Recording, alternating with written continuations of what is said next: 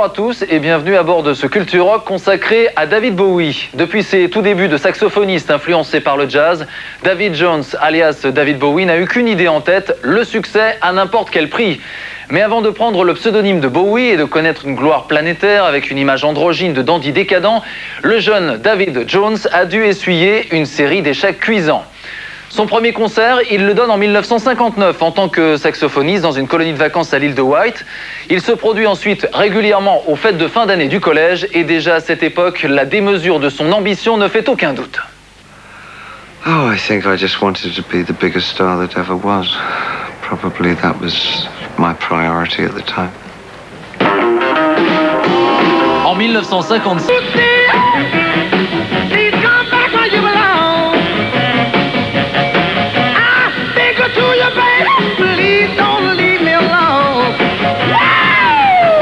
à l'âge de 13 ans, sa mère lui offre son premier véritable instrument, un saxophone, remplaçant le jouet en plastique blanc sur lequel il s'époumonnait en singeant les phrasés de Little Richard. Il commence à suivre sérieusement des cours de sax, poussé par son grand frère Terry qui l'initie au jazz des grands maîtres. He was very into jazz and liked a saxophonist called Eric Dolphy, who was a jazzer. And from that, I followed all those leads, and that led me to people like John Coltrane and whatever. So I was listening to music which possibly I wouldn't have gotten to so quickly had he not sort of kind of guided me there.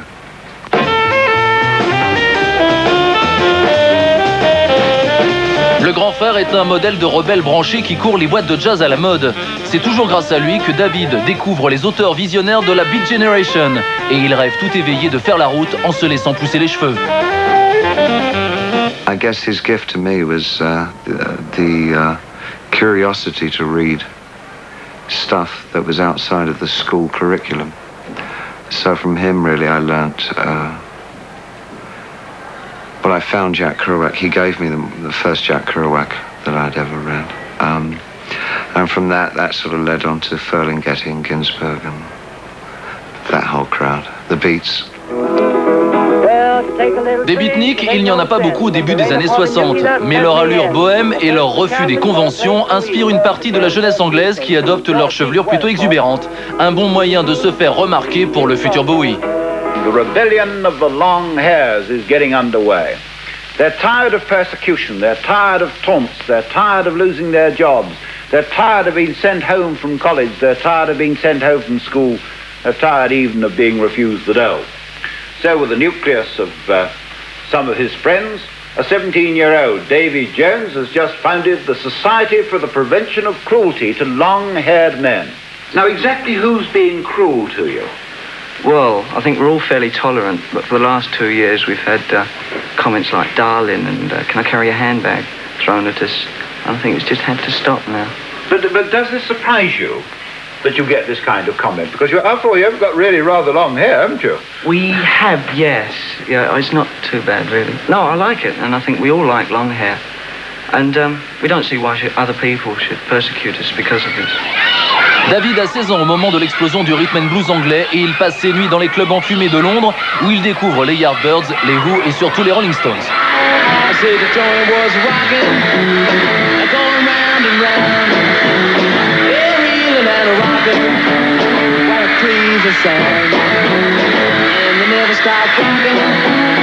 Sur la trace de ces nouveaux venus, il quitte l'école pour se lancer dans la musique. Au sein des King Bees, des Manish Boys, des Lower Third et de Buzz, il enregistre entre 64 et 66 une série de 45 tours au succès nul.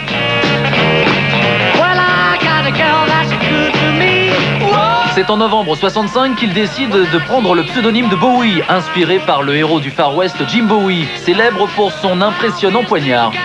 Because I had a thing about the Scots as well. And it's a Scottish name, originally. I also like the idea of a knife that cuts both ways. I thought that was very sly and arty. But you do when you're that young. Dépité par la débandade de ses divers groupes, Bowie se lance dans la variété la plus insipide et enregistre son premier album sous le signe d'une ringardise sciemment préméditée. When I'm 5, I will jump in puddles, laugh in church and marry my mum. And I'll let my daddy do the washing up.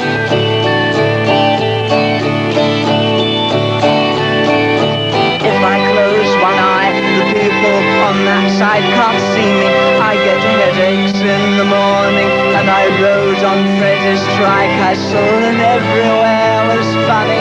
When I ran down to the sweet shop, then I fell and bleeded up my knee, and everybody stopping me.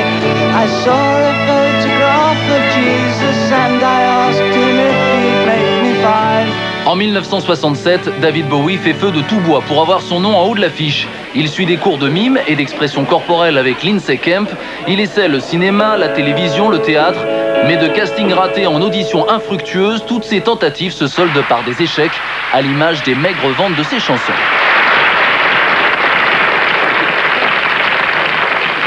Autographs, films, television, the lot. Had a very strange effect on me, though. Just look through your window. Look who sits outside. Little me is waiting, standing through the night. Bowie lui-même estime à ce moment que sa carrière prend un tournant pathétique. Comment faire pour se sortir de la mouise alors que le swing in London bat son plein et que de nouvelles stars naissent tous les jours? L'heure est aux couleurs chamarrées du psychédélisme naissant et les pilules roses ouvertes circulent de cerveau en cerveau.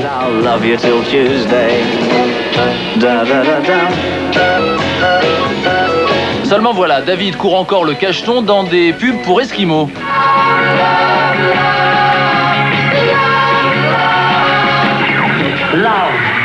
C'est dans Le pouvoir des fleurs que Bowie trouve une issue à ses galères. Il est subjugué par un génie allumé du nom de Syd Barrett qui propulse Pink Floyd à l'avant-garde de la musique underground.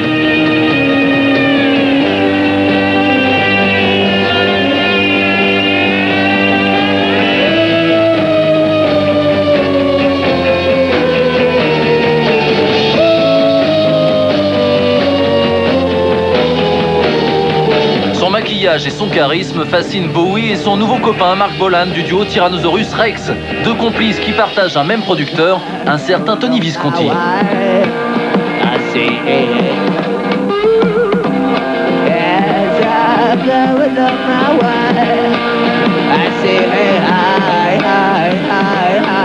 Ground control to Major Tom. Inspiré par les sagas cosmiques de Pink Floyd et T-Rex, Bowie compose Space Oddity, mettant en scène le personnage du Major Tom, un cosmonaute acidulé qui refuse de revenir sur Terre. Ground control to Major Tom.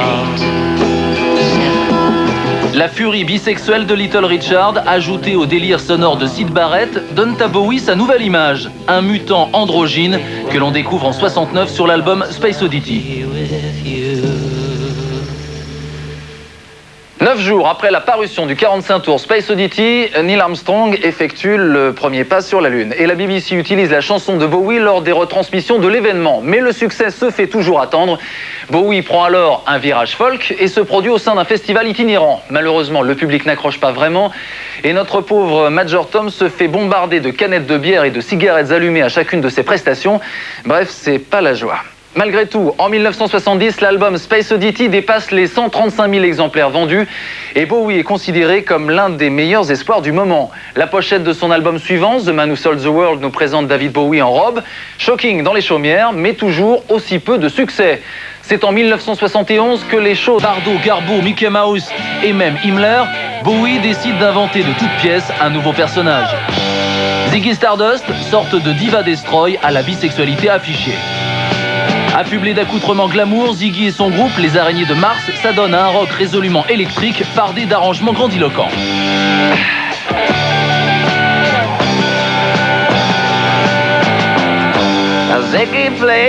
La création de Ziggy, le rocker extraterrestre, est le fruit de croisements surprenants.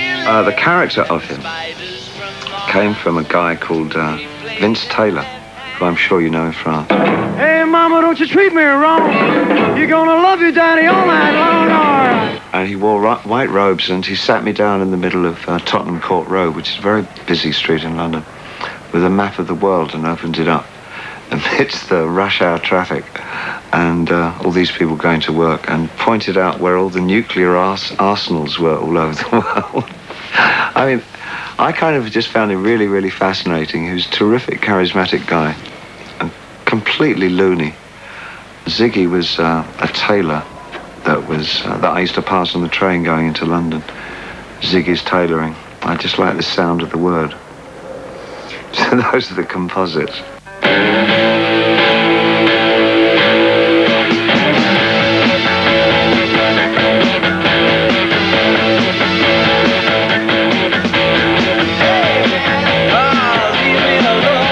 Les jeunes filles se sentent humides et les garçons sont tout retournés dès que le rideau s'ouvre sur ce spectacle orgiaque et ambivalent.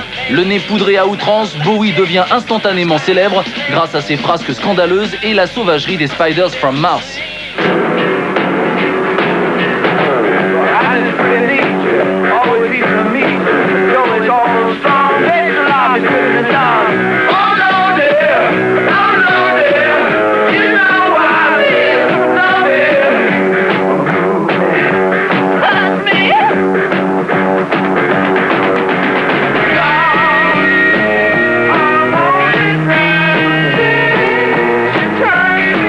S'inspirant de la technique d'écriture aléatoire des écrivains beatniks, Bowie décompose puis recompose des textes troublants. Dans un effort de sophistication cérébrale typiquement british, Bowie l'intellectuel met sa folie créatrice au service de son double bestial, Ziggy. What I do is because I just like startling people. Startling? Yeah, something to do. There's a new sensation, a fabulous creation. Sur les traces de Ziggy, tout un mouvement musical s'impose à grand renfort de strass, de paillettes et de platform boots. On appelle ça glitter ou glam rock, un rock dont l'image décadente est savamment élaborée.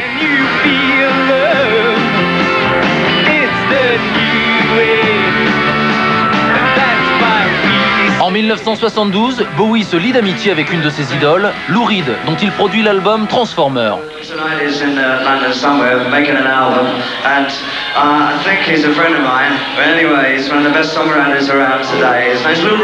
At that particular time, I think Lou was very adrift. I think that he didn't quite know what he represented or where he should go. I think probably that was maybe his most restless time. The Velvets had split. He seemed not to have any real audience anywhere. And I was one of the few people in England that had even heard of the Velvet Underground, I think.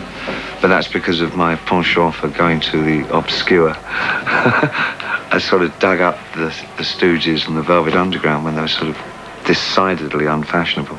Working with Lou may have encouraged him to realise his own talents and that he should continue in a solo.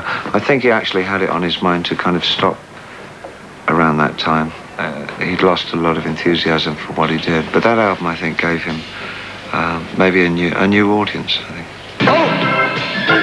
Avec l'aide de Bowie, Lou Reed obtient son premier grand succès.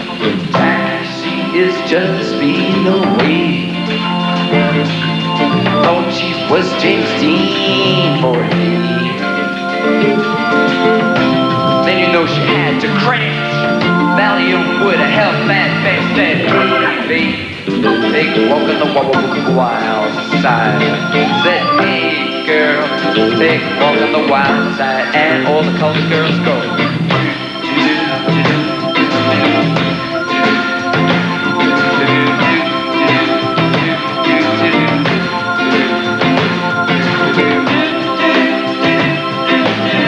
Take a walk now on the wild, wild side.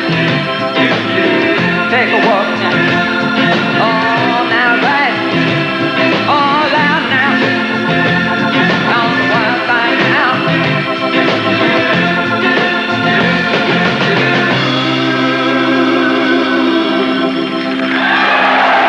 En 1972, le glitter, ou rock décadent comme on dit en France, déferle des deux côtés de la Manche. Gary Glitter, Sweet, Slade, Roxy Music ou T-Rex redonne à des foules d'adolescents lassés du mouvement hippie le goût de la provocation pailletée. L'outrage, l'artifice et la bisexualité sont les mots d'ordre d'une époque qui se veut futile, et c'est David Bowie qui incontestablement mène le bal. Sa personnalité ambiguë met en émoi les filles, mais aussi les garçons, au grand désespoir d'une Angleterre toujours aussi coincée lorsqu'il s'agit du dessous de la ceinture. Mais David Bowie se sent prisonnier du personnage de Ziggy Stardust qu'il doit incarner 24 heures sur 24 jusqu'à la schizophrénie totale. Ziggy doit donc mourir. When I first wrote Ziggy, I mean, it was just an experiment. It was an exercise for me. And he really grew sort of out of proportion, I suppose. Got much bigger than I thought Ziggy was going to be. I didn't ever see Ziggy as big. Ziggy just overshadowed everything. Of all the shows on this tour, this particular show will remain with us the longest because not only is it the last show of the tour, but it's the last show that we'll ever do. Thank you. Le 3 juillet 1973, Ziggy donne son dernier concert et ni le public ni le groupe ne s'attendaient à une telle décision, ce qui ne va pas sans provoquer quelques frictions.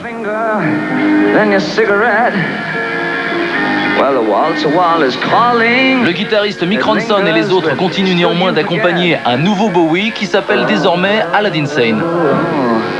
You are rock and roll suicide. That is kind of from the Aladdin Sane album.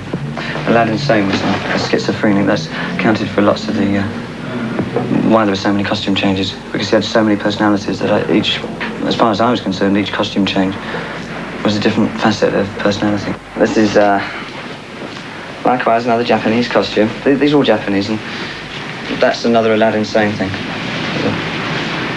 Aladdin Sane, I saw him as, I found a lightning bolt really representing him. Aladdin Sane est le fruit d'un jeu de mots, Lad Insane, soit un garçon dément. Ça ne s'arrange pas côté schizo. Gee, it's hot. Let's go to bed. Don't forget to turn on the light. Don't laugh, babe, it'll be alright. Pour me out another phone. I'll ring and see if your friends are home. Perhaps the strange ones in the dome can lend us a book we can read up alone and try to get it on like once before. When Jagger stared in people's eyes and scored like the video films we saw. His name was always Buddy, and he strung an ass to stay. And she'd sigh like Twinkle Wonder Kid and turn her face away. She's uncertain if she likes him, but she knows she really loves him. 1973 est une année chargée pour Bowie. Il dissout définitivement son groupe après avoir enregistré Pin-Ups, un album dans lequel il reprend les chansons des groupes qui ont bercé son adolescence, comme les Who, les Kinks ou les Yardbirds. Mais malgré le caractère versatile de Bowie, les fans le suivent aveuglément. Ouais, j'aime bien les gens branchés sur 2000 volts, si vous voyez ce que je veux dire. Je suis en train de me faire un petit caprice. Ah oui, lequel? Bowie. Il représente tout pour moi. L'excitation, l'espace. Vous voyez, je ne suis qu'une cadette de l'espace. C'est lui le commandant. Toujours sur le pont dès qu'il flaire un bon coup, Bowie remixe Raw Power d'Iggy and the Stooges, la bible pour les futurs punks. Mais cette fois-ci, son travail ne fait pas l'unanimité, certains estimant qu'il y a trahison de l'esprit originel. Il a remixé l'album d'une façon controversée à l'époque, car mon mixage avait été rejeté par la maison de disques. Moi, je pensais que c'était un bon mixage. Nous étions amis à ce moment-là, mais on n'avait jamais vraiment travaillé ensemble.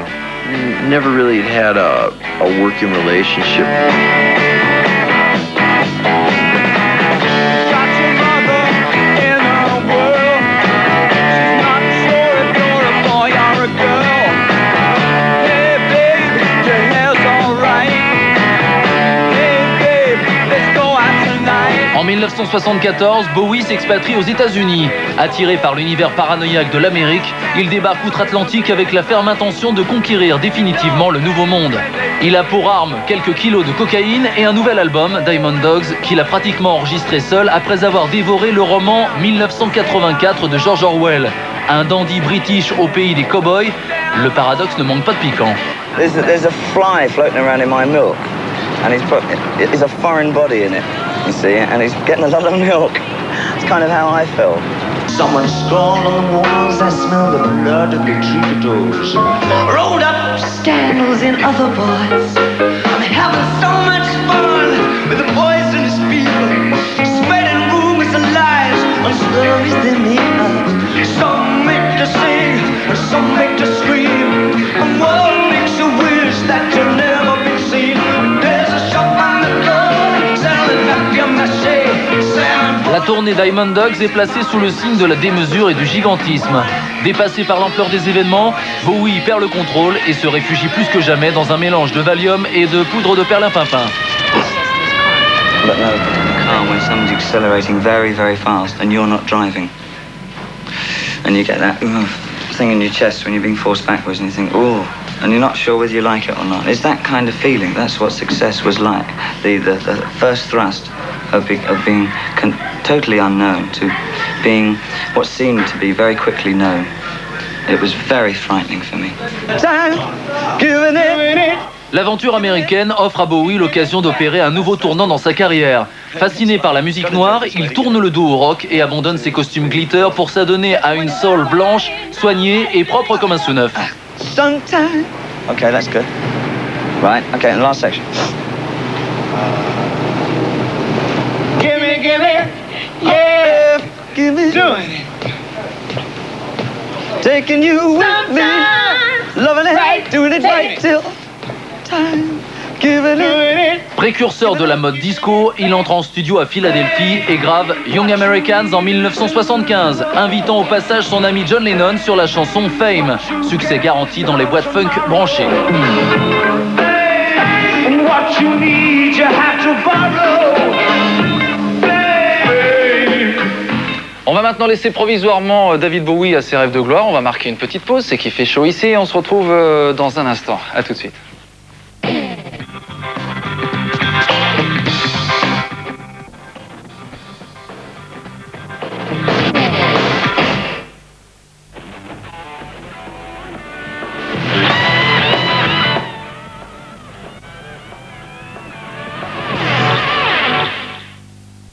Mon nom est Cash, Tabata Cash. Je suis l'agent très spécial. J'ai le permis de tirer. Les cartes de l'amour. Appelle vite au 36 69 41 41.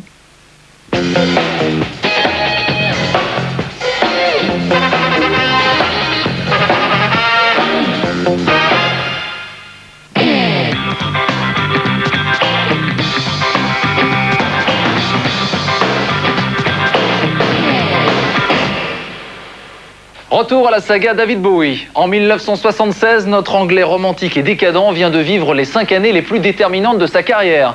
Après avoir successivement endossé puis abandonné les rôles de Major Tom, Ziggy Stardust, du Gin Genie et d'Aladdin Sane, il est à nouveau en quête d'un personnage. L'expérience américaine couronnée de succès l'a laissé sur les rotules et il n'est pas mécontent de retrouver la douillette Angleterre. Apparaît alors The Thin White Duke, le duc pâle et maigrichon, un personnage un peu austère et glacial pour un Bowie décidément très friand de masques en tout genre. Love me, love me, love me, love me, say you do. Bowie rêve de cinéma, ce qui semble logique pour un artiste qui n'a cessé de changer d'apparence. Hélas, ses tentatives dans le 7e art ne satisfont ni le public ni la critique. Rien ne vaut un bon album et Station to Station qui paraît en 76 assure à Bowie un succès sans précédent. Mélangeant funk sophistiqué et rock avant-gardiste, le Thin White Duke a le vent en poupe. Il repart sur la route pour une tournée mondiale à guichet fermé.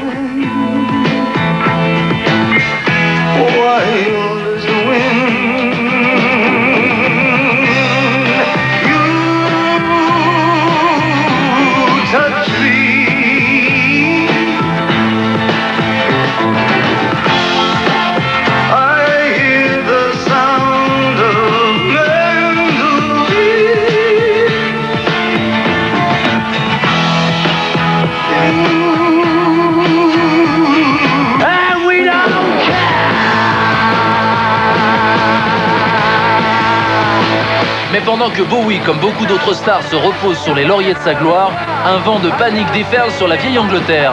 Sex Pistols en tête, les punks font des ravages et secouent la torpeur du rock business.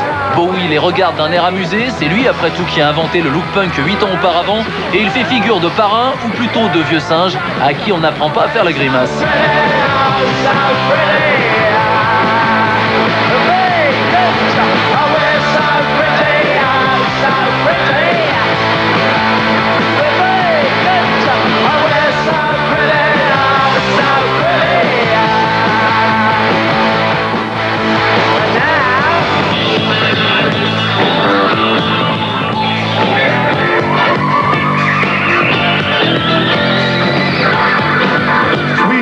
Past me so slowly, the days fell on their knees.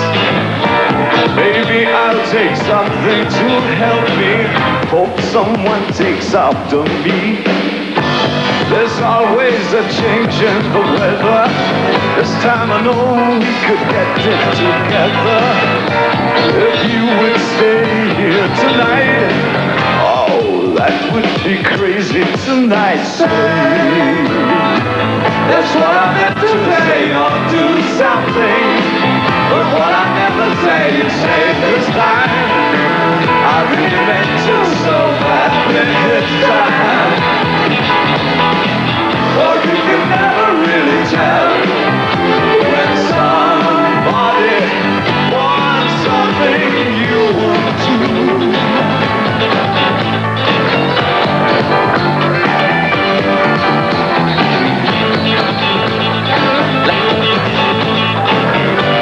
La musique du Thin White Duke est à ce moment aux antipodes de ce que matraquent les punks.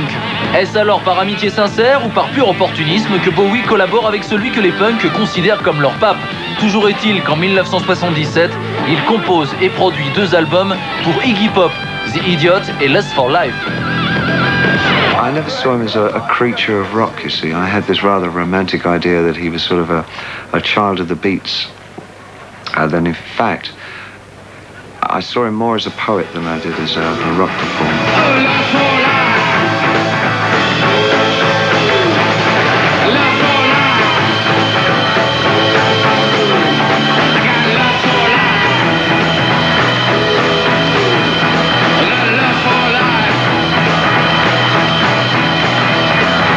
Devenus inséparables, les 2 hommes partent en tournée et c'est Iggy qui porte la culotte, son partenaire se contentant d'assurer les claviers. Le succès de chansons telles que China Girl ou Tonight ne laisse pas David indifférent, il en apprécie particulièrement les textes aliénés.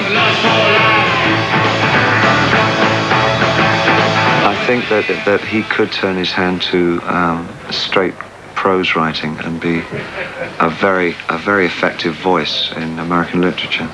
I would love to see him do that.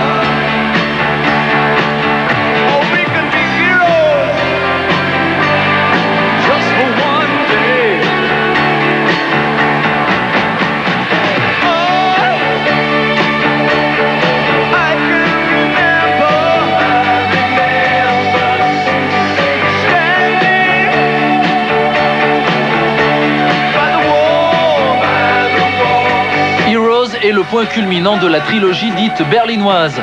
Entre 77 et 79, Bowie s'enferme en studio pour Low, Heroes et Lodger sous la houlette de Brian Eno, sorcier des sons qui depuis Roxy Music a lui aussi fait son chemin. Les deux complices inventent la Cold Wave, une musique torturée et synthétique dont beaucoup de groupes vont s'inspirer. And so we're going to end with a German song written by Bertolt Brecht and Kurt Weill called Moon of Alabama. Après la démesure américaine, c'est la décadence allemande qui fournit à Bowie le théâtre de nouvelles aventures. Show us the way to the next little dollar. Oh, don't ask why. No, don't ask why. For we must find the next little dollar for it. We don't find the next little dollar.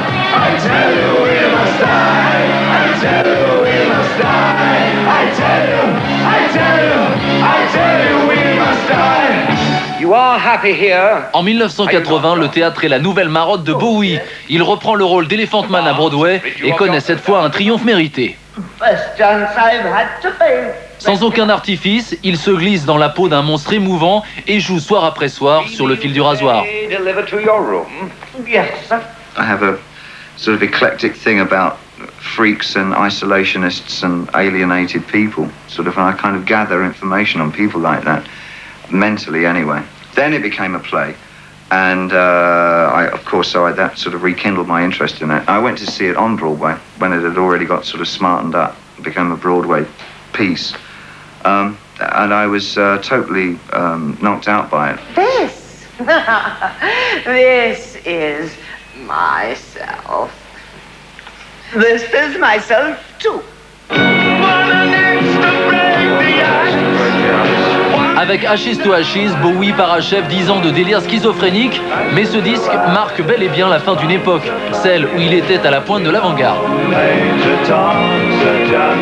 Le Major Tom de Space Oddity n'était donc qu'un junkie. Étonnante confession que nous fait David Bowie dans Ashes to Ashes, une chanson qui doit beaucoup de son succès à la vidéo qu'il a lui-même conçue et réalisée. Le succès, c'est encore et toujours pour Bowie la priorité absolue.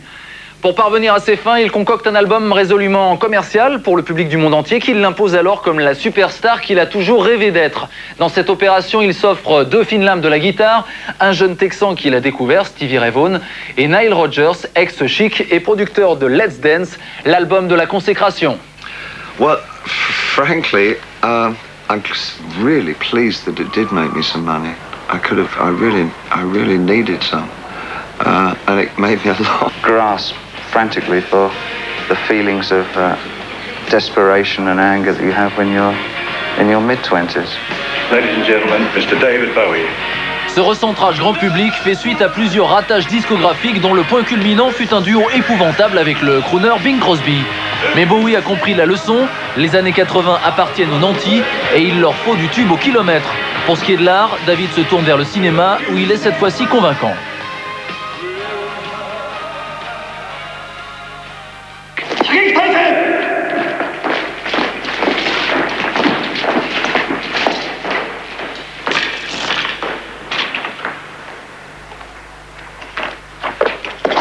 I quite like Ricochet. I thought it was a really good track.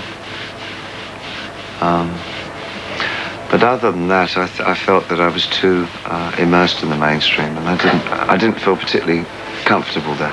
It really won't happen unless this record is bought. You may hate the record, it doesn't matter, just buy a copy and give it to a kid down the street. If you're having money problems yourself, well then 3 or 4 of you get together and buy a copy and then throw it away if you don't want to hear it. If you do want to hear it, buy 2 copies. Buy as many copies as you can. Every little sale will help, I promise you.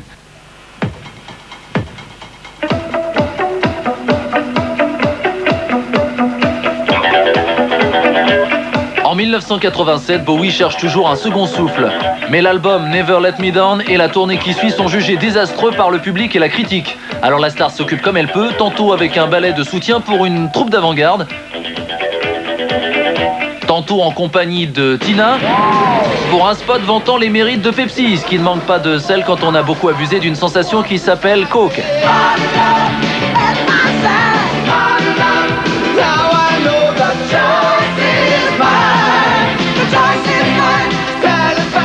En fait, David Bowie s'ennuie. Pour lui, les années 80 sont celles où le tiroir caisse n'a jamais autant sonné, ça fait toujours plaisir.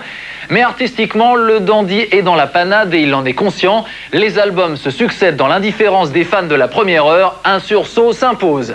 Lassé du cirque d'une vie de star qu'il avait pourtant ardemment désiré, Bowie, contre toute attente, fonde alors un groupe de rock. Avec Tin Machine, il repart sur la route comme au bon vieux temps, écumant des petites salles à l'opposé du gigantisme des stades et de la surenchère d'effets spéciaux.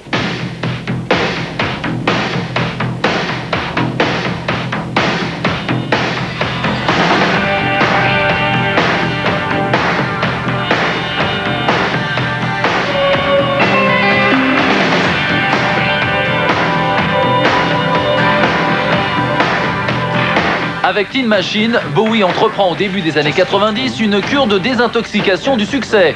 Et ça marche d'ailleurs, le groupe n'a aucun succès. Peu importe, le Golden Boy des années fric retrouve ses marques et le spectacle d'une nouvelle génération de groupes s'inspirant de sa musique achève de le réconforter.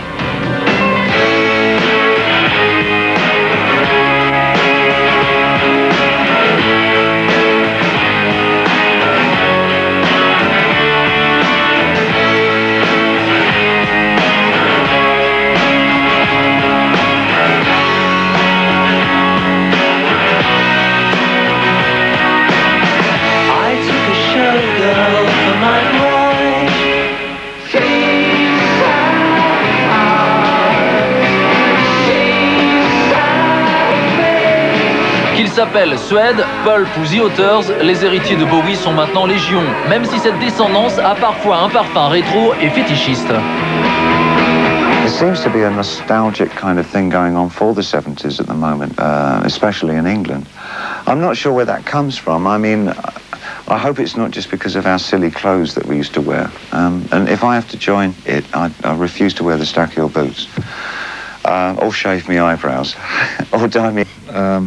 Have become the palette that I can draw from. Each album is kind of a different colour, you know. I don't really have to go much to the outside at all for influence or a new inventive way of doing something. I just kind of look at my own stuff and utilise what I've done already. I think I've lost my way. Fantastic death.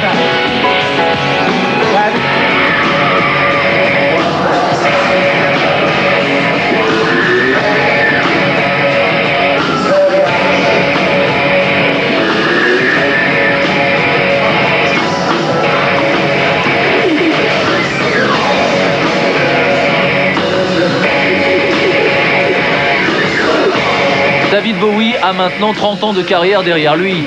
Pur produit des années 70, à une époque où le rock atteignait l'âge de raison, il a souvent joué du second degré au risque de paraître parfois irritant. Mais son ego démesuré n'a cessé de se mettre au service d'une musique en laquelle il a toujours cru sincèrement.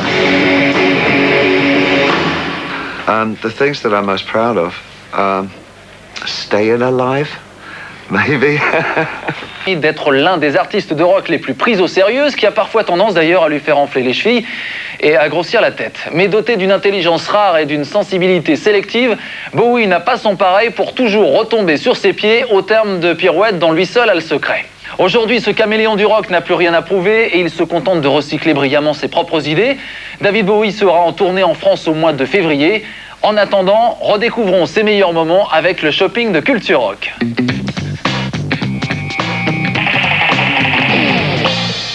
Revenons d'abord quelques 30 ans en arrière avec Early On, une compilation des tout premiers enregistrements de David Jones à l'époque où il faisait du rhythm and blues blanc. On passe maintenant en 71 à Hunky Dory, un album intime qui est à la fois le premier coup de maître de Bowie et certainement son coup de génie. The Rise and Fall of Ziggy Stardust and the Spiders from Mars, paru en 1972, chef-d'œuvre pop et glitter d'une star alors en pleine schizophrénie. Aladdin Sane, un grand album de rock paru en 73 qui contient l'imparable Gin Jenny et le piano fou furieux de Mike Garson. Low, Heroes et Lodger composent la trilogie berlinoise où quand Bowie invente la Cold Wave en pleine explosion punk, certainement la période la plus créative du dandy peroxydé. En 1983 paraît l'album le plus commercial de Bowie, le fameux Let's Dance, un carton énorme qui lui assure des millions de dollars au soleil. Si vous n'aimez que les tubes de David, ce double CD regroupe tous ses grands succès. Enfin le petit dernier, Outside, album dans lequel Bowie s'invente détective privé dans l'univers du crime artistique. Complétons ce shopping avec le merveilleux Transformer de Lou Reed, coproduit par Bowie, qui fait également les chœurs sur Satellite of Love. Raw Power d'Iggy Pop and the Stooges remixé par Bowie, et le nec plus ultra, le coffret Peel Slowly and See du Velvet Underground, un groupe ayant énormément influencé Bowie à ses débuts.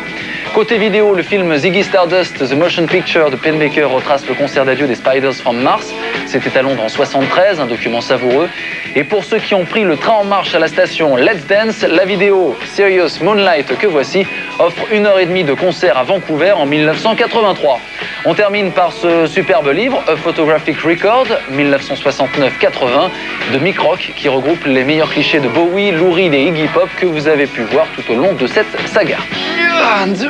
Eh bien, c'est la fin de cette saga qui était donc consacrée à David Bowie. On se retrouve le mois prochain, c'est sûr, pour une nouvelle aventure dans le monde du rock. D'ici là, que la force soit avec vous et à bientôt.